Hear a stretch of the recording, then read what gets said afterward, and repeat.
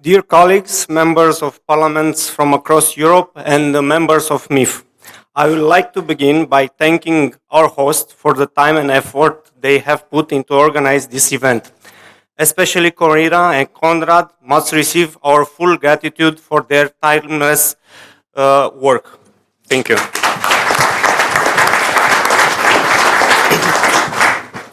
As parliamentarians, we have an important task ahead of us. We are now laying the foundation of the Parlamentarian Alliance for Israel. This is part of a wider framework provided by the European Alliance for Israel, a network of NGOs dedicated to strengthening relations between Israel and the nation of Europe.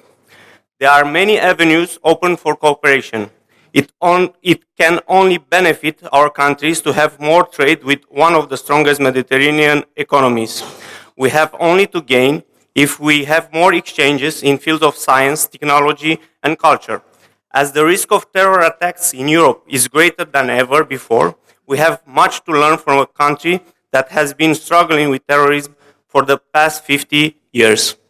And yet, in spite of all this, in spite of lessons we should have learned from recent history, anti-Semitism is now not dead in Europe. We have been informed, both yesterday and today, about various instances where the states of Israel and Jews in general are subjected to discrimination and sometimes pure and simple hatred.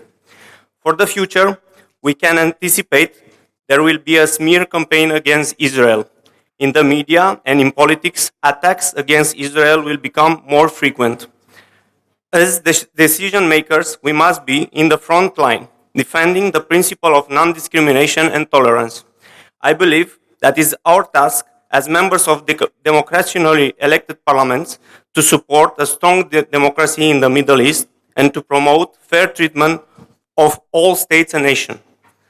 Let us talk about a concrete example, one piece of legislation that all of us will have to deal with in the near future. The boycott of Israeli products has received vocal support from certain organizations and sometimes even authorities.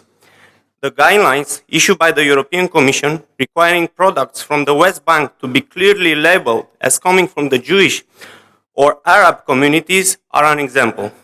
There are no parallel regulations for products originating from other disputed territories around the globe. As such, we parliamentarians have a duty to ask ourselves, do such regulations come into conflict with some of the basic principles of the European Union, namely free trade, free enterprise, and free competition? Finally, because I would like this meeting to be as interactive as possible, I would like to invite you all to share your views about two topics. One is about us, the Parliamentarian Alliance for Israel, and the most effective way to organize our activity. The second topic is about the attacks on Israel that you, in your respective countries, have come across and the best way to tackle them. Regarding the first topic, my personal view is that we are a core of a group that will grow in the coming months and years. As such, I think that our structure of organization should be as flexible and light as possible. I believe that should be somebody to coordinate our activities, but it's essential to have a solid channel of communication, and therefore the position of Secretary General will be crucial. As our numbers grow, I think it will be necessary to appoint a board, including vice president and spokesperson, and so on. I invite you all to contact your parliamentarians back home to join us, to involve in and improve our actions. Now I'll invite you to take the floor and share our views on these two topics. Thank you very much.